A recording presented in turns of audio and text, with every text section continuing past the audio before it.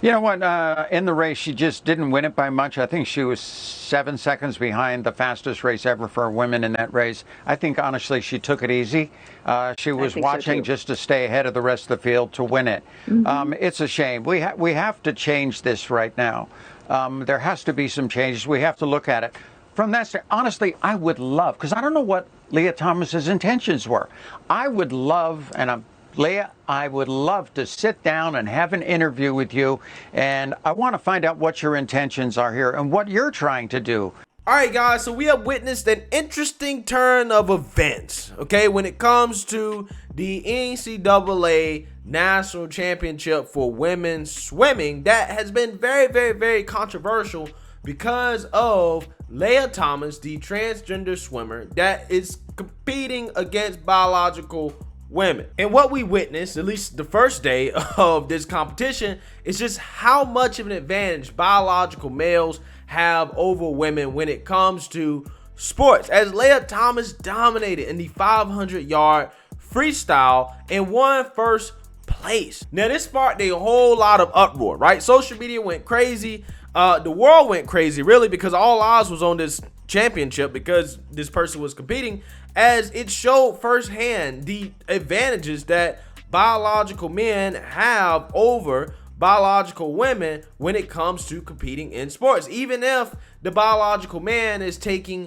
hormones like estrogen that is supposed to level the playing field, it's obvious that the playing field still wasn't level, okay? And again, that was demonstrated by the fact that Lia Thomas dominated the competition, okay? And up until this NCAA championship, Lia was dominating in other competitions as well too, setting numerous records at Penn University. Now, because of Lia Thomas's dominance straight out of the gate, a lot of people expected this person to continue to dominate the competition, as this person had the 200-yard freestyle and the 100-yard freestyle to compete against, okay? In both of those events, it was expected that Lia would be a top performer. However, we got a shocking twist here, as all of a sudden Lia wasn't all that dominant anymore. In the 200-yard that happened on Friday night, Lia actually finished in 5th place, even though, again, Lia was projected to be a top performer. Now, I looked at Lia's record times as Lia and Lia's times as Will, and I came to the conclusion that Lia was throwing the competition. I don't think Lia was trying as hard in the 200-yard as Lia was trying in the 500-yard.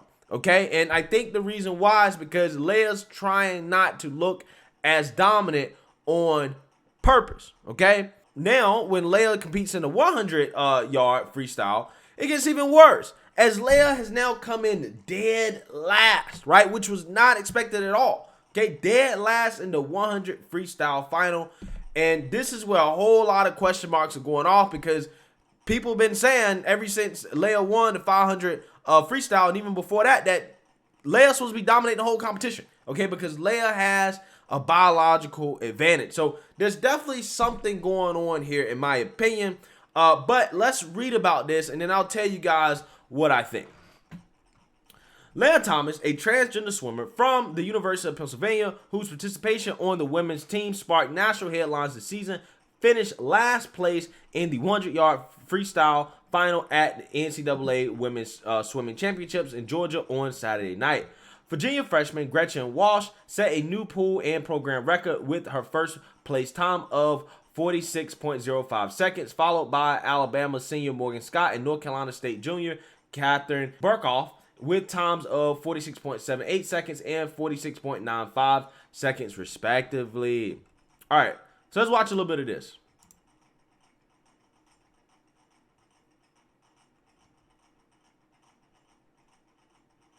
I think Lia is right here. Okay, Lia's just getting skunked. I mean, just absolutely skunked. Yeah. Wow. So that don't look good, right? That's embarrassing. Okay, that is embarrassing to come in last place. But let's read more here. Thomas, who set a program record with the victory in 500 free on Thursday, finished dead last with a time of 48.18 seconds, despite entering the finals with the fourth fastest time. Thomas's loss comes amid a national debate over the NCAA's transgender policy. All right, so here's the thing, guys. I know when I made the video about the 200-yard freestyle, I looked at Lia past records and also the records that Lia had when Lia was Will. And I concluded that I think that Lia was holding back in the 200-yard freestyle, okay? However, when I look at this 100-yard freestyle, I can't really say that for sure. Even though maybe, right? But at the same time, when Lia was swimming at UPenn before this competition, Lia's record time for the 100-yard still would not have won this race at the NCAA championship. Okay, so it's hard for me to say that Lia was actually holding back when Lia's best performance that we actually have on record, we don't have a record for their 100-yard when Lia was Will, still would not have won the competition. Okay, so with that being said, is this proof that transgender athletes, specifically transgender women, don't have an advantage over biological women when it comes to sports? And the answer to that question is simple. No, right? This is not proof whatsoever, okay? Because the fact of the matter is that Lia should not have been competing in the first place, okay? Just because you have an advantage doesn't necessarily mean that you're going to win. Because Lia could just be bad at the 200-yard and the 200-yard freestyle. They're two different races, right? Compared to the 500-yard freestyle, right? I can imagine that the 500-yard freestyle requires more stamina. It's a different race, okay? So again, there's multiple things that goes into that. And for me, I just kind of see it as an embarrassment that a biological man lost to biological women in any of these races, especially consider how this person swam with biological men at the college level, okay? So I just look at it as more of an embarrassment than anything. It doesn't really prove that they don't have an advantage. Maybe Lia is not working as hard as Lia should. Maybe that's it, okay? I don't know. But with that being said, again, this is not proof because Lia shouldn't have been competing in the first place. Lia took a spot from a biological woman that actually should have been competing. Okay, and like I've highlighted before in the past, there are young women out there whose dreams have been crushed because Lia Thomas took their spot. And that should never happen, okay? Because Lia Thomas having that biological advantage allows them to qualify for the competition easier. It's not guaranteed that they're going to win the competition, that they're going to just flat out dominate the competition. But again, if you start to have a trend of biological males identifying as women and competing in women's sports, these competitions will be filled with biological males. And that's not what we want to see, right? Nobody wants to see that except the wokes, right? Except the wokes. They seem to be the one that want to see that. So with that being said, let's actually react to another clip here from South Says, in which she's doing interviews of the wokes who have come out in support of transgender athletes like Lia Thomas, who is a transgender woman, being able to compete against biological women in sports. So let's actually take a look at these interviews here just for some comedic relief to close out this video. Would any of y'all be interested in talking about what you guys think about their protest? It's a Thursday afternoon. I don't know why they're here and they don't have anything better to do. We're here to... So she's saying this in reference to the protest against Lia Thomas competing, okay? And she said, I don't know why they're here. And I'm like, well, why are you there, right? Why are you there? If they can't be there, or you don't know why they're there, then why are you there, right? I can say the same thing about you. Support fair sport for women and girls. You know that. We're here to support fair sport for women and girls. Why do their signs anger you so much? No, they don't anger me, but they're a mischaracterization of us, claiming that this is hate. This is nothing to do about hate. We don't hate anyone. We love women and girls, and we want fair sports for them and fair sports for everyone else. Honestly, I feel like they don't actually care about women's sports. They just care about being transphobic. Really, like, I don't have any of them really like cared about women's sports before this. They just care because a trans woman is competing. Well, I can tell you this much.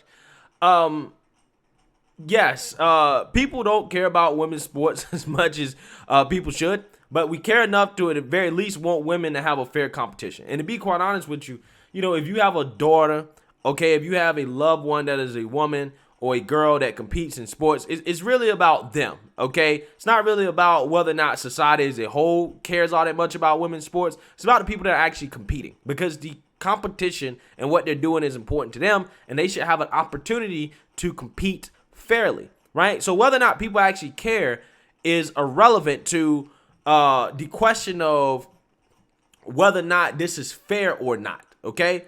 These women should be able to compete fairly, okay? They should be able to compete on a level playing field, right?